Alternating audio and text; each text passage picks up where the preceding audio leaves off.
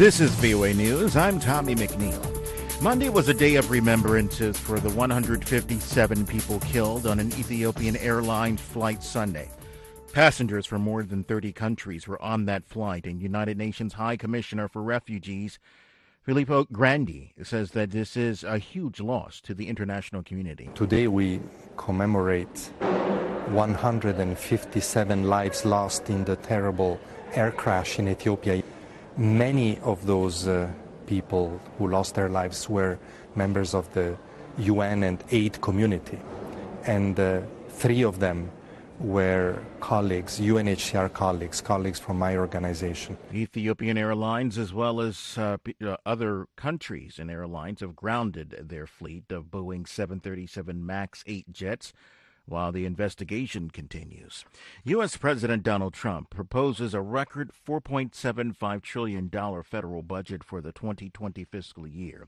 Some leaders in Congress, which controls the purse strings, are declaring the wish list dead on arrival. We get more from VOA's White House Bureau Chief Steve Herman. One budget item Democrats who control the House of Representatives say they will fiercely oppose is billions of more dollars for construction of a wall along the U.S. border with Mexico. At the White House lectern on Monday, Acting Director of the Office of Management and Budget, Russ Vought, defended the request. This $8.6 billion is geared towards what we would need in addition to complete that wall. The budget boosts defense spending by nearly 5%, more money than even the Pentagon requested, while slashing nearly 1/4 of the State Department's funding. Steve Herman, VOA News, at the White House. Fighting continues in northeastern Syria, where U.S.-backed forces say their final assault on the Islamic State terror group enclave of Baghouz is underway. This is VOA News. Houthi rebels and the Saudi-led coalition blamed one another Monday for the deaths of more than 20 civilians in a village in northern Yemen over the past several days. The victims include children. A nationwide power outage continued in a 6-day Tuesday in Venezuela. This while being caught in the middle of a power struggle between President Nicolas Maduro and opposition leader Juan Guaido, who has been recognized by the United States and several other countries as the interim leader. Secretary of State Mike Pompeo says that Russia is working with Cuba to keep the Maduro government in place in Venezuela, blocking a UN resolution last month to help the people there. Over the past few days, Venezuelans have been thrown literally into darkness thanks to a massive electrical blackout. Patients awaiting treatment in hospitals are dying. Food is rotting. Telecommunications networks are entirely collapsing.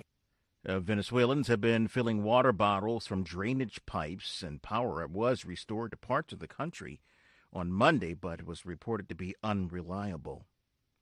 Algeria's ailing president, Abdelaziz Bouteflika, announced Monday that he has reversed his decision to seek a 5th term, bowing to weeks of mass demonstrations against his rule.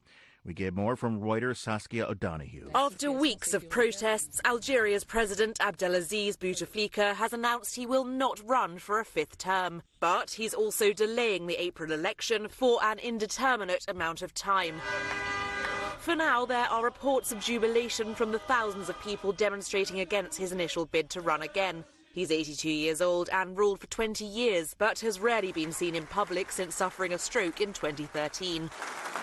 The protesters reject him and the entire establishment, dominated by veterans of the War of Independence against France that ended in 1962. Bouteflika's opponents say they don't believe he's in a fit state to run the country, suspecting he was being kept in place to protect the grip of the military and business elite. That's Reuters' Saskia O'Donoghue reporting. U.S. Secretary of State Mike Pompeo met with the Indian Foreign Secretary Vijay Gokhale and Washington Monday and told him that the United States stands with India in fighting terrorism. After the meeting, the State Department said that the two discussed the importance of bringing to justice those responsible for a suicide attack on an Indian paramilitary convoy claimed by Pakistan-based militants. The State Department and the diplomat spoke of the urgency of Pakistan taking meaningful action against terror groups operating on its soil. Last month, the suicide bomber killed 40 Indian paramilitary troops and a convoy in the disputed Kashmir region. I'm Tommy McNeil, VOA News.